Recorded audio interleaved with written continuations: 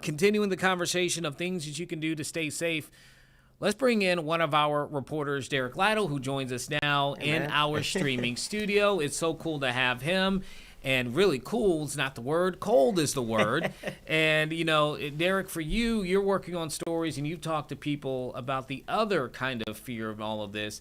If you're exposed to those cold temperatures too long, we're talking the impacts and the possibilities for like hypothermia and others. So what have you learned and what kind of tips have you kind of gathered to share with our viewers on how they can kind of best protect themselves in this type of weather? Yeah, hey, Eugene. I stopped by Centera earlier this morning. I was chatting with some of their doctors, their staff there. It's going to be a long weekend for them. They say that a lot of their staff is actually sleeping overnight at the hospital, headed into that Sunday morning shift just to make sure that they got people on deck and ready. God forbid that things happen out there. But she shared some tips. A lot of times people think you can get away with, I've got friends that think they can get away with just jeans out there in the cold and things like that. We talked about how quickly frostbite, hypothermia, these kind of scenarios can play out in a matter of minutes. And something that she kind of brought to my attention was the difference in this storm system that we might see coming off the coast in areas like the Outer Banks where I will be throughout much of the weekend. And she said with, winds that can get up to 50, 60 miles an hour, conditions like that, if you aren't prepared out there, things can turn quickly. And in just, we've seen videos across the country in the last couple systems we've seen across even the Midwest where people are carrying neighbors, people in trouble, into even a grocery store to make sure that they get warm. So I think it's just neighbor looking after neighbor and really keeping your eyes out for people that might be in need of help and assistance and making sure we get through it. People in Outer Banks, where I'm going, they've been used to hurricanes. They get through stuff all the time. But when you have snow combined with the wind and all that coming in, it's going to be a lot to see. And, she just had tips. Make sure you get all your gear and equipment ahead of time. And if you can get ahead of shoveling the driveway, things like that, and do it ahead of time or just prepare for it, put some salt down so that you're not out there having to, shovel or put yourself in a dangerous environment. And one of the doctors I talked to was from a snow town, either it was Chicago or Wisconsin, and she said, we get a lot up there. So she just this might not be much for her, but she said people that aren't used to it, just make sure if you're out sledding, if you're out doing something, doing donuts in the car, God forbid you're out there doing that. But she said just be safe and take care of one another, Eugene. It's just about riding it out and getting through it. I stopped in the grocery store on my way back from my last interview, and those shelves were already going with the water and all that stuff again. So, and and I think to your point there, you're talking about Illinois, Wisconsin. I've spoken in the past about spending basically a decade in Illinois, and so I know exactly what she was talking about.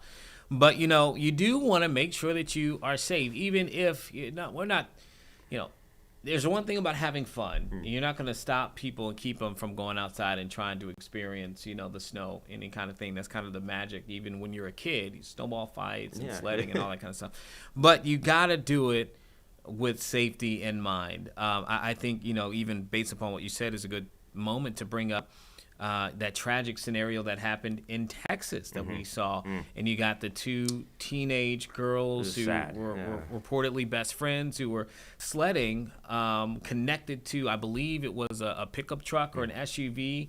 A young man was driving it, and they were sledding in. And unfortunately, that led to the death of those two young ladies. And now this young man, I can't imagine the grief he's experiencing, but the charges that he's now facing. Yeah. So, and not to say that's going to happen. I'm not trying to scare people. I'm just saying that is a cautionary tale. I think last time, maybe this time last year, I'll say, when we had the live shots, I don't think it was you. Maybe it was Alex Littlehales. I can't remember who. I think they were in North Carolina or Virginia Beach. Wow, I know I'm not being very specific here. But while we were live, there were some young people who I think they were in like a golf cart or something, and they were just zipping around trying to, in the snow and they were having a really good time. Again, have fun. but be safe. Even though I think our emergency management folks would probably all be like, we prefer you to be inside. Look, I mean, and that's really what it is. Like we prefer you to be indoors. We're not out here telling people to not have fun or enjoy the snow, but maybe you have those sit down conversations before your kids go out to play, things like that, and say, hey, things can turn in a matter of seconds. Can you just make sure that you're being careful with what you're doing? And I think that can go a long way to preventing some things from happening. I'd just like to say that you said it's a cautionary tale, that a similar situation did happen in Suffolk last year. You're right. Yeah. You're absolutely right. Same situation with a car and a sled. Wow. Yeah. Yes. I that had escaped my mind, but you are absolutely right, Sarah. That happened right here in our area. And to the point of the people you were talking to, we're getting on hypothermia as well, Derek. You gotta wear the right clothes. This is one of those scenarios. Not shorts. Not shorts.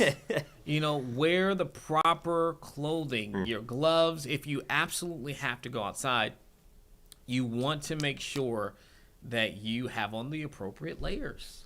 Yeah, I mean, I even stopped by and interviewed a store manager at a sporting goods store over in Virginia Beach, and he said, he works there, and he realized he didn't have the right jacket this morning, so he bought it from the store he works at. But they said that their numbers, they've seen double, triple the customers coming in to get that last minute, beanie or jacket or boots or whatever they might be missing from the closet. Oftentimes we don't look at our inventory, what we own, until that very last minute when you need it to walk out the door. So I think just being prepared, and as we go into Saturday morning and start to see, colder, freezing temperatures and snow, that it's a big thing to just be prepared for it. Yeah, for sure. And again, speaking of prepared, we're going to make sure that you're prepared. Derek, you're coming in. I know one of these days this weekend. I don't know which one. I'll be in the OBX. You'll be in the Outer Banks. Our Outer Banks correspondent here. Hey, it's a little different than the swim trunks I had on last time I was out there. Yes, yeah. Leave the swim trunks at home. Yeah. But speaking of the Outer Banks, the last time you were down there, we were talking about the homes that were collapsing along the Outer Banks. And I bring that up now because Sarah brought up a great point too. A part of the projected forecast here, we're looking for some of those waves to be a little bit stronger too, with some of the winds, etc., which I thought was so interesting with this kind of storm. And so we had questions on whether or not that could potentially mean that some of the historic or the longer standing homes there could again be in jeopardy. So we'll keep our eyes out for that, of course. These are images that we gathered earlier, months ago. I keep forgetting this is a new year, but there was a stretch of time. End of the month already. End of the month of the first year of 2026. But there was a stretch of time last year, around August, yeah. I think, August or September. I was holding pieces of like a foosball table in my hand. There was nails all in this water because it was one home after the other. Yeah. Because the first time it happened, we had like one or two houses, but this time it was just like there was one, like two, four three, or five four or in five. one day. Yeah. So with the snow and the significant winds, I'd be curious to see if it makes it even more challenging to deal with that. And the cleanup efforts too, and you don't want to get out there because it's still cold, and so. I can't remember the exact number off the top of my head, but I want to say that it was north of 10 within that stretch of time that had been lost to the ocean. Sarah, I do believe, right? That sounds about right. I think the first day was like 9, then it jumped to 11, I'm pretty sure. Yeah, so I think safe, north of 10 is actually playing it safe here.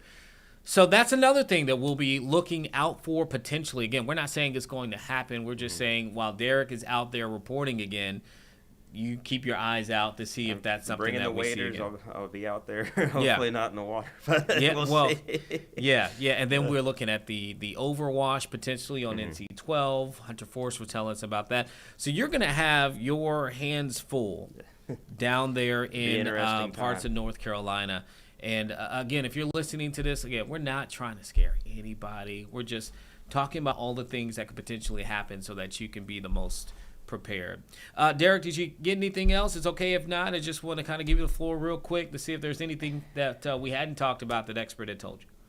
Not specifically the expert, but just to touch on the Outer Banks, it is it's still kind of the off season there. But those people I've chatted with ahead of headed down there, and they're resilient. They get through a lot of those challenges, but with the homes falling and all that, they're ready to go with this. But with the nor'easter conditions and everything kind of funneling in, it's going to be I think a little bit different this time around. So everyone's just getting prepared for that. And like I said before, what the expert had told me, their trauma numbers increase, unfortunately, regardless when there's a storm. It's just accidents, freezing roads. And so just be mindful try to give people grace if you're out there and you see somebody needing some assistance. Maybe just stop and think if you can help in any way. I think that's just the best way to get through something like this. All right. Yeah. Okay.